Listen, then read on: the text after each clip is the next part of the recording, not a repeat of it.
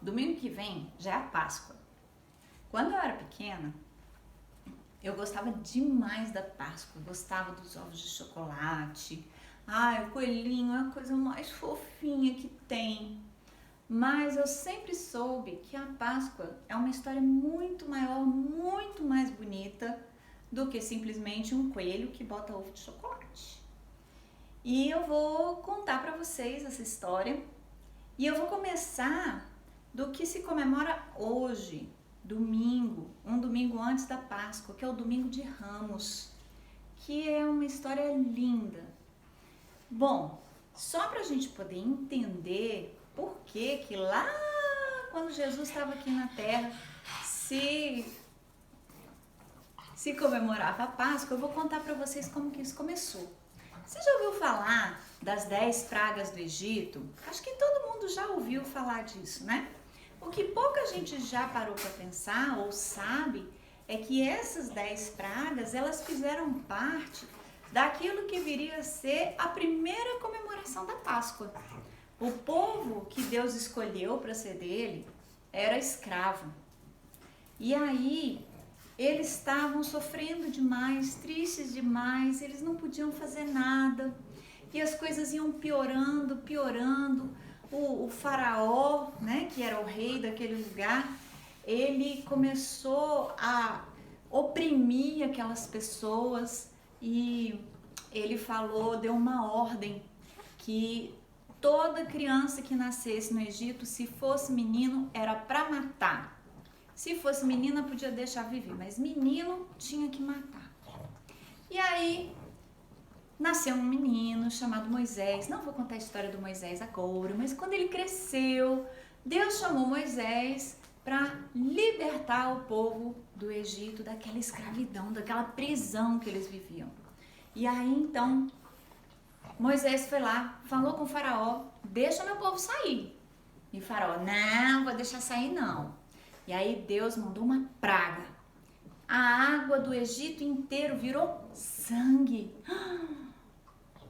E aí, o faraó, não, tá bom, vou deixar aí. Aí quando a água, ficou água de novo, ele falou, né, não vou deixar ir não. E assim foi.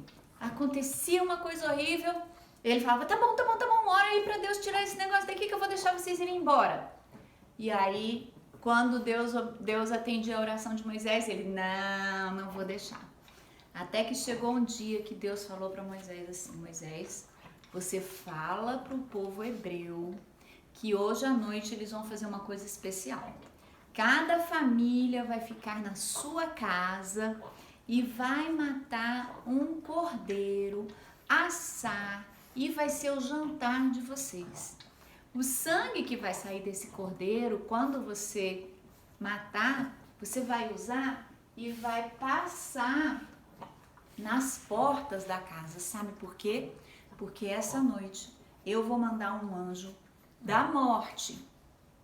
E é o único lugar que ele não vai entrar e não vai matar ninguém é onde tiver esse sangue do cordeiro, marcando que aquele povo pertence a mim. E aí então as pessoas obedeceram, mataram os carneiros, passaram o sangue na porta, fizeram o jantar com a família e no dia seguinte eles saíram e a escravidão acabou.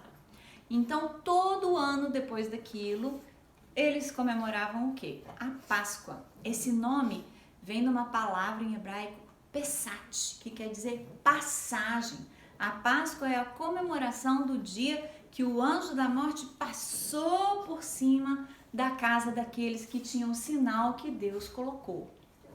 E aí, muitos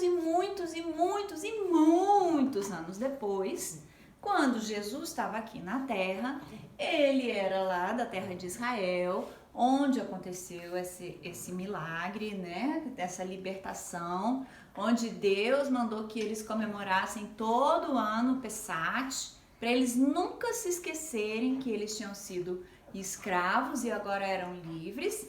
E Jesus estava participando dessa festa também. E era um costume todas as pessoas irem para Jerusalém, que era a principal cidade de Israel. E até ali, as pessoas sabiam que Jesus tinha poder, que Jesus fazia milagre, que Jesus curou cegos, mas ninguém ainda tinha falado muito assim da majestade de Jesus, que ele era o Filho de Deus, que ele era o Salvador. Mas naquele dia, no domingo de Ramos, pela primeira vez, houve um entendimento de todas as pessoas de que havia algo sobrenatural especial em cima de Jesus. Jesus estava numa cidadezinha do lado e ali ele falou para os discípulos dele, olha, vão numa casa assim, assim, assim, e lá tem um burrinho, um jumentinho amarrado na porta. Quando vocês virem, desamarrem esse jumentinho e mandem para mim, tragam para mim. Se alguém perguntar por quê, vocês vão falar só assim, o mestre precisa dele. E aí eles foram, acharam o jumentinho exatamente como Jesus falou, pegaram, uma pessoa perguntou, eles responderam, o mestre precisa dele, levaram o jumentinho e aí Jesus subiu naquele burrinho lá e foi entrando na cidade de Jerusalém. Ou seja, Jesus não estava numa carruagem, não tinha uma procissão do Aladim. Você já assistiu o Aladim? Príncipe ali, né? Não, Jesus entrou quietinho ali, como um jumentinho, sentado no jumentinho, mas o Espírito de Deus começou a se mover naquele lugar e as pessoas, quando viam Jesus, elas começaram a tirar suas próprias roupas e colocar no chão, como se estivessem fazendo um tapete vermelho, sabe? Para uma celebridade entrar. E eles foram tacando aquilo e as pessoas que já não tinham as capas, não tinham nada para tirar, foram pegando ramos das palmeiras e deitando aquilo ali no chão. E Jesus veio entrando, simples, sentado naquele jumentinho, mas havia uma glória de Deus em volta dele que estava mexendo no coração das pessoas. E aí ele ia passando e as pessoas levantavam e falavam, Hosana, Hosana, bendito é o que vem em nome do Senhor. E as pessoas começaram a adorar Jesus ali. Eu fico imaginando que deve ter sido uma coisa tão linda, tão linda. Ali Jesus começou a deixar as pessoas entenderem que existia um poder sobre ele, um poder de Deus, um poder extraordinário, sobrenatural. E sabe de uma coisa tremenda nessa história?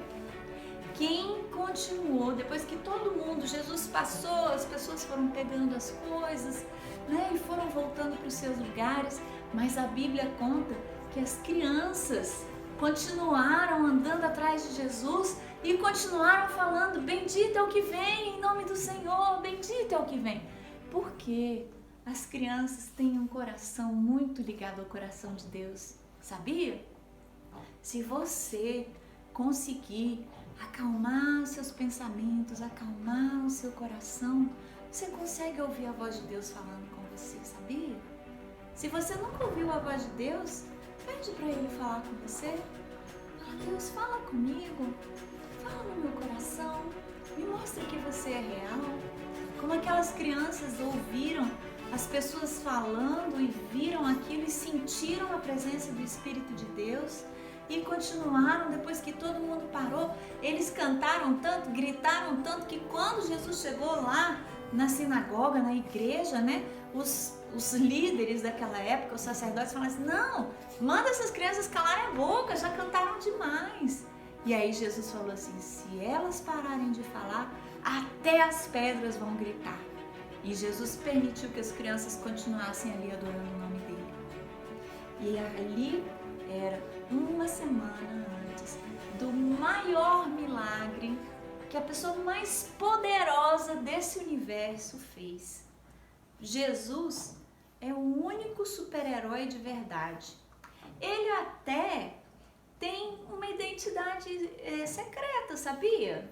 Porque olha só, Jesus, quando a gente vê aqui as figuras de Jesus, é sempre aquele Jesus com aquela roupona comprida, né? Aquela roupa antiga, aquela barba, sandália, aquela cara de homem bom, que Jesus de fato era, né? Mas essa era a identidade secreta, porque depois da Páscoa, depois que ele fez o grande milagre da Páscoa, ele virou o super-herói que, olha, não existe um poder contra ele.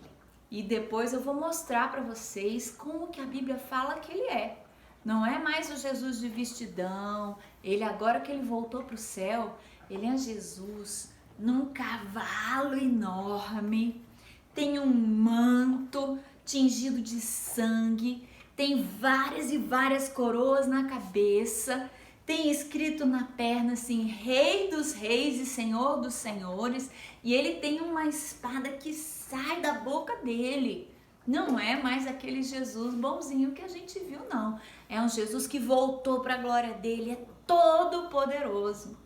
Então, ao longo dessa semana, eu vou contar mais e mais e mais dessa história até chegar no dia que Jesus deixou de ser o Jesus que a gente conheceu e voltou a ser o Rei dos Reis e Senhor dos Senhores, tá bom? Antes da gente terminar, sabe o que nós vamos fazer? Nós vamos fazer uma oração. Eu quero orar por você que está assistindo. Vamos fechar os olhos? Você sabe por que a gente fecha os olhos para falar com Deus? Quando eu era pequena, me falaram que era para eu não ficar olhando para os meus coleguinhas. Aí depois me falaram que era para eu não pensar em outra coisa. Mas sabe o que eu descobri? A gente fecha o olho porque existe um mundo sobrenatural, um mundo de Deus que a gente não consegue ver com esses olhos aqui. A gente tem que ver com os olhos do coração. Então, quando a gente vai falar com Deus, a gente fecha esse olho aqui e abre o olho do coração, para que a gente possa ver as coisas que Deus quer nos mostrar. Você sempre vai ver alguma coisa? Não, talvez você não veja nada, mas o seu espírito, os seus pensamentos, tudo isso, Deus vai tocar. Então, feche o seu olho e eu vou fazer uma oração, tá bom? Senhor Deus, eu quero te agradecer porque a gente pode comemorar a Páscoa, porque o Senhor fez um milagre tão maravilhoso e nós estamos aqui para celebrar e para te agradecer. Eu quero te dizer que eu reconheço que o Senhor é o dono de todo o poder, que pode todas as coisas na minha vida. Eu quero orar agora, Senhor, por cada pessoa, cada criança que está assistindo, que o Senhor esteja tocando no coração, que assim como aquelas crianças que estavam em Jerusalém, elas possam sentir a Tua presença e que da boca delas saia palavras de adoração. Guarda, Senhor, os nossos corações, nós temos vivido dias tão difíceis, mas que o Senhor esteja nos dando paz, que o Senhor esteja nos dando a Tua presença e que o Senhor esteja curando, Senhor, nesse momento todas as pessoas que estão doentes, que estão sofrendo, consolando o coração daqueles que perderam um familiar. Eu peço, Senhor, que essa Páscoa o Senhor faça algo de diferente na nossa vida e que cada criança, cada jovem, cada adulto que assistir esse vídeo possa ser tocado pelo Teu Espírito Santo. Em nome de Jesus. Amém. Obrigada por assistir. Eu volto com mais histórias.